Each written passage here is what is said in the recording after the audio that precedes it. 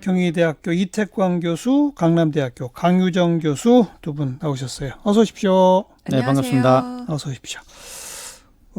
지금 현재 그 네이버의 실시간 검색어 1등이 뭐 도미노, 취존, 허재? 이건 뭡니까? 다음에 실검 1위는 김도읍. 네. 지금 그저 청문회의 청문회가 법사위 자유한국당 의원 네. 이름이죠.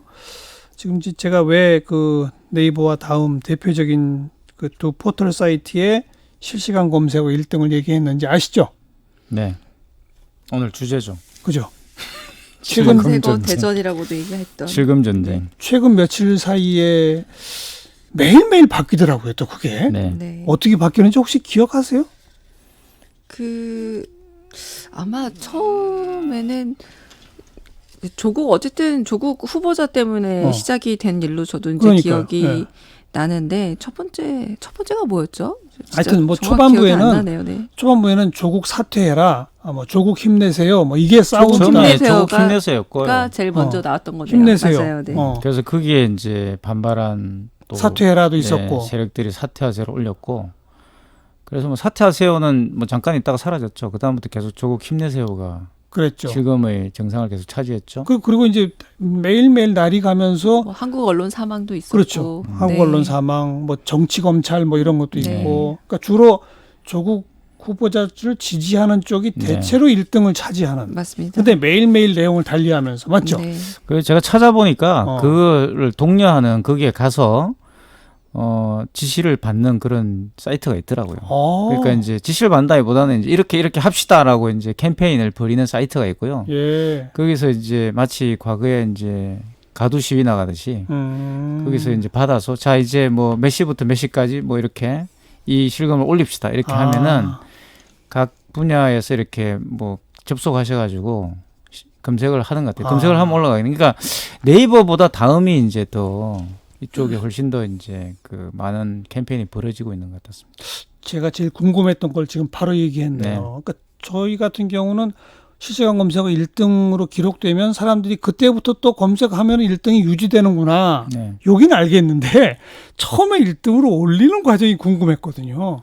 아마 이게 이제 짧은 시간 안에 한꺼번에 많은 검색어가 몰려야지 그러니까요. 실시간 검색이란 말 자체로 예. 되는데, 네, 아마도 이제 이게 처음 시작된 게 아까 우리도 말씀 나눈 것처럼 조국 힘내세요처럼 이렇게 조금은 언론이 조금 일방향적으로 간다라고 생각을 했을 때 조금 의견을 표출하기 위한 방식으로 네. 그러니까 좀 모여진 거죠. 모여져서 말씀하신 것처럼 약간 동시다발적으로 올리자. 그러니까 동시다발인 겁니다. 같은 시간에 여러 군데서 한꺼번에 올리자라고 이제 약간 의견이 모아져서 이제 올라오게 된 거죠. 예. 이걸 놓고 이제 쟁점화 시켜 본다면 이것은 하나의 여론 왜곡이다. 아니다. 이것도 하나의 언론 행위다. 어떻게 생각하세요? 일단 저는 이제 캠페인이라고 볼 수가 있고요. 캠페인. 네. 뭐 선거라든가 이런 국면이 있으면 우리가 캠페인을 하지 않습니까? 네. 이제 이것도 어떻게 보면 시민들이 이제 자발적으로 우리는 이제 네티즌이라고 이제 부르는, 우리가 이제 90년대 이후에 한국의 일정한 공론장을 담당했던 그런 세력들을 뭐 퉁쳐서 지칭하자면 네티즌을 부를 수 있을 것 같아요. 예. 이 네티즌이 시티즌과 이제 네트 유저가 결합한 개념이잖아요. 그러니까 인터넷을 사용한 시민, 또 인터넷을 통해 시민권을 발현하는 사람들, 이렇게 이제 부를 수 있다고 봅니다. 이제 그런 관점에서 본다면 캠페인이 맞죠. 그 캠페인이라는 측면에서 본다면 여론 조작이라는 말은 사실 상치되는 이제 부분이 있는 거예요, 그죠? 그래서 이제 이 부분들은 이런 현상을 어떻게 규정하느냐가 사실 이제 담론투쟁이 되는 거죠. 그러니까 어떻게 이걸 여론 왜곡으로 보느냐, 아니면 캠페인으로 보느냐인데, 이제 한 가지 우려스러운 것은 실검이 또 전쟁이나 실검 대전이라고 하는 게 캠페인은 캠페인이지만 이게 어떻게 보면 어떤 본인들의 어떤 의견들을 지지를 얻기 위한 그런 어떤 본인들의 의견들을 보편화시키기 위한 것이라기보다는 예. 역설적으로 말하면 이제 본인들의 어떤 생각들을 표출하는 쪽에 더 가까운 거죠. 그러니까 다시 말하면 대화나 토론을 이렇게 유도하기보다는 본인들의 의사를 강력하게 주장하는 것이기 때문에 과잉 대표될 가능성은 있죠. 이게 저는 오늘 이제 한 줄평 마련한 걸 미리 말씀드리면 저는 사이버 피켓 시위라고 생각을 했어요. 그러니까 1인 시위를 보통 할 때 어디를 선택하냐면 사람들의 가장 눈에 많이 띄는 곳에 서 있거든요. 그렇죠. 이를테면 광화문 이순신 동상 앞이라던가 세종대왕 동상 앞에 서 있는 이유는 그곳에 서 있을 때 현안이 꼭 그곳과 관련이 없음에도 불구하고 많이 눈에 띄라는 건데 이게 사이버 공간으로 저는 옮겨갔다고 생각합니다. 가장 눈에 잘 띄는 공간으로 실검 1위 자리가 이순신 동상 앞이군요. 그렇죠. 사이버 공간에서는 가장 눈에 잘 띄는 공간이니까. 왜냐하면 꼭 뉴스를 검색하러 들어온 분이 아니라도 뭐 메일을 검색한다거나 자기 메일을 확인한다거나 아니면 필요한 것을 검색하기 위해 어떤 포탈이든 들어가기 마련인데 이제 거기가 말 그대로 광화문 한복판이 되는 거죠. 그래서 그곳에서 일종의 사이버 피켓 시위를 하는 거다. 그러니까 저는 이게 여론 조작이라기보다는 이런 여론이 있다. 그러니까 이게 정말 현재 1위다라기보다는 1위가 될 만큼 그러니까 눈을 끌 만큼은 이런 의견이 있다라는 것을 주장하기 위해서 왜냐하면 기자는 매체가 있고 그렇죠. 뭐 어떤 식으로 방식으로든 좀 의견을 표출할 수 있는데 1인 시위 나오시는 분들이 이제 표출할 길이 없으니까 나오는 거거든요. 그래서 저는 그런 의미로 좀 사이버 피켓 시위라고 보기 때문에 꼭 조작이라고까지 하기는 어렵지 않을까. 조작은 대놓고 하지는 않잖아요. 드러내놓고. 그 드루킹 뭐 사건 뭐 그런 등등해서 이제 매크로 이용이냐 아니냐 그렇죠. 이런 것도 쟁점이잖아요. 예, 사건이 있었기 때문에 이제 그렇게 하는 것이고요. 그러니까 만약에 이제 그런 조작들이 있다고 한다면 상당히 문제가 되는 것이고 말씀드렸던 이제 과잉 대표될 가능성이 있다는 것이고요. 그리고 또 실제로 그렇게 이용을 하지 않습니까? 그리고 또 한 가지는 이제 이런 문제가 있어요. 이제 그런 그 본인들의 의견을 표출하고 이제 이런 것은 좋지만 이 실검이라는 그 자체가 실검 순위라는 그 자체가 뭐냐 그러면 지금 현재 그 인터넷을 사용하시는 분들을 포함해서 여론이 구체적으로 무엇에 관심이 있는지를 보여주는 객관적 데이터거든요. 실검이라는 게.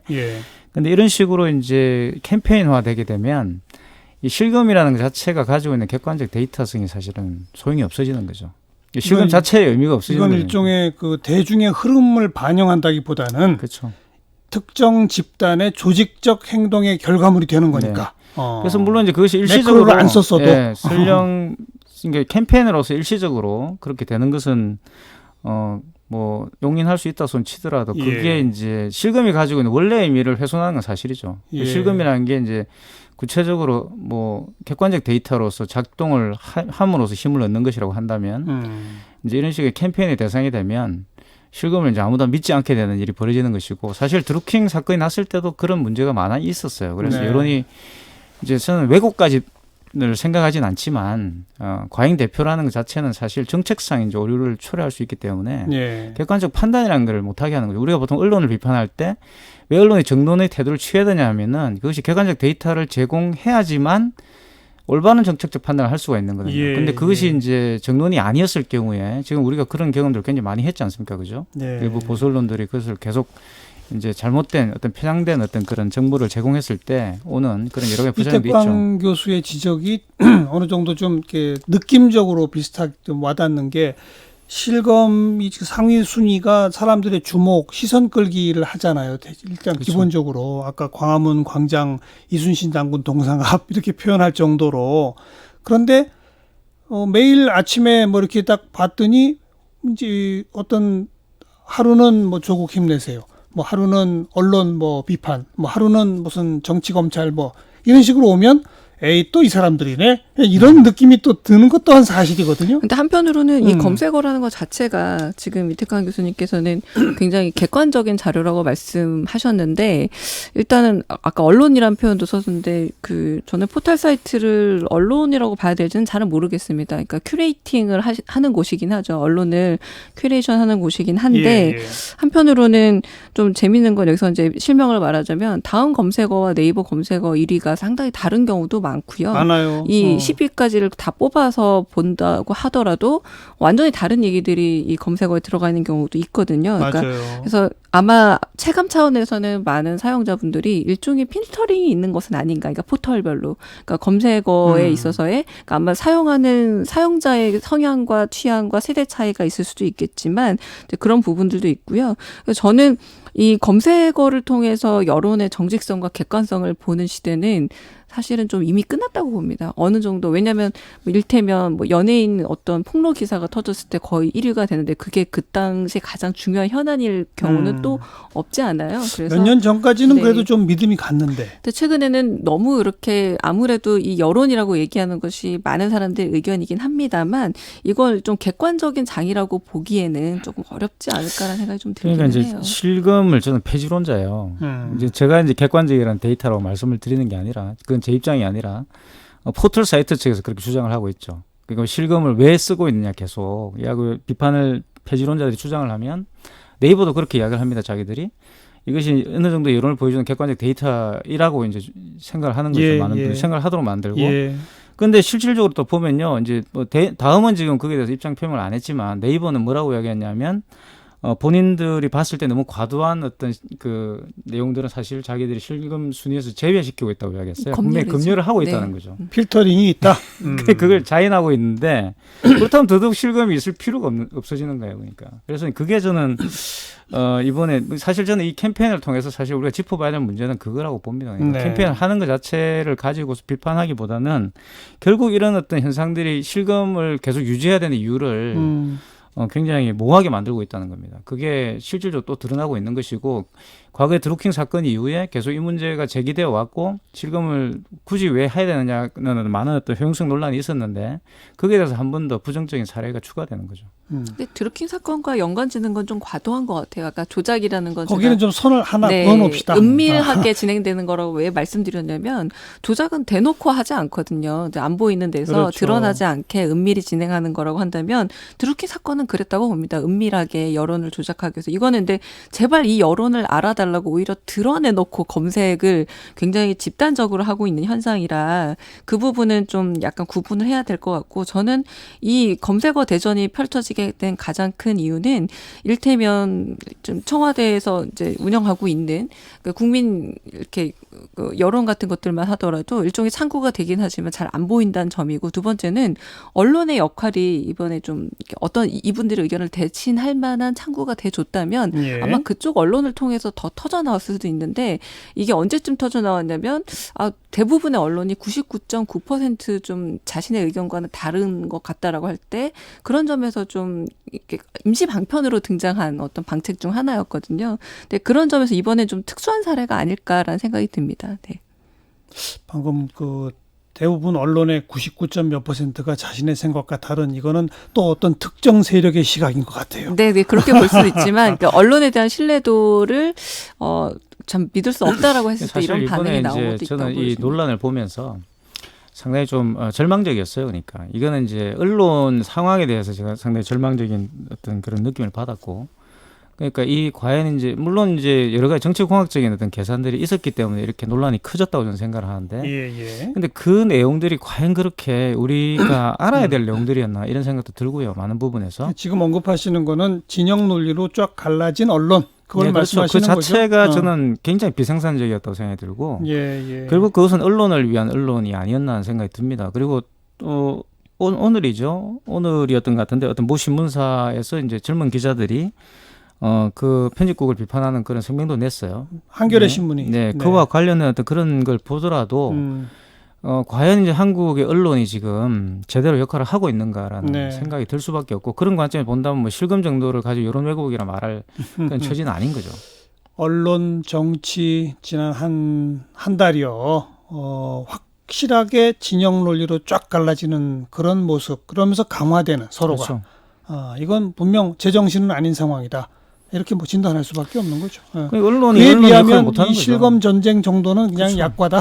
그게 물론 저는 네. 뭐 그렇다고 해서 이것도 뭐 봐줄 수 있다기보다는 역시 이 부분도 그런 진영 논리의 일부라는 거죠. 네. 저는 좀 그것을 강화한 엉뚱한 좀 역할을 걱정이 했잖아요. 되는데 뭐요? 가령 그 아이돌 팬분들이 전광판을 대여해서 맞아요, 자신이 맞아요. 좋아하는 생일 축하 어떤 뭐 생일 하고. 축하 이런 것들을 하곤 했거든요.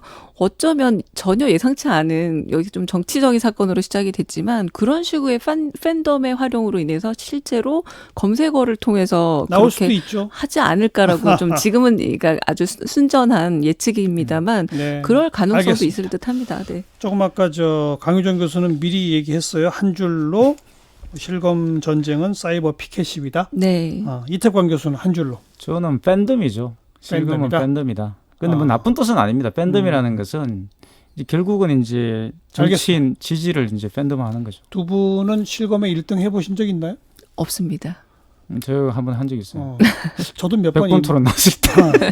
저도 몇 번 있었는데 근데 주로 좋은 건 아니죠. 여론의 반응을 보여주는 면 한 면과 동시에 그것만이 꼭 여론을 다 보여준다고 확정할 수 없다. 이 양면을 같이 보자. 네. 그 얘기인 거고요. 양면을 같이 보는 거는 또 수용자마다 서로 다르게 볼 거 아니겠어요? 네, 맞습니다. 네, 다르게 보고요. 근데 이 좀 이례적 사태라는 점에서는 좀 다른 분석이 필요할 것도 같아요. 검색어라는 이 말 자체보다는 왜 이런 사태가 만들어졌다는 컨텍스트를 좀 분석해서 좀 앞으로는 이런 게 어떻게 될 것인가라는 예측도 필요하지 않을까라는 생각이 듭니다. 이것도 있고 또 왜 많이 본 뉴스 순서 막 이런 거 있잖아요. 네. 그런 것도 사실 저는 좀 안 했으면 좋겠어요. 그러니까. 사실 너무 선정적 중요도하고 전혀 기사들이 관계가 없죠. 올라가는 사실 그게 경우가 산업적 많죠. 이유 네. 때문에 그런 것이죠. 아무 네. 이유가 없다고 저는 맞습니다. 생각합니다. 오늘 여기까지 수다 떨어봤습니다. 경희대학교 이태광 교수, 강남대학교 강유정 교수 수고하셨어요. 감사합니다. 감사합니다.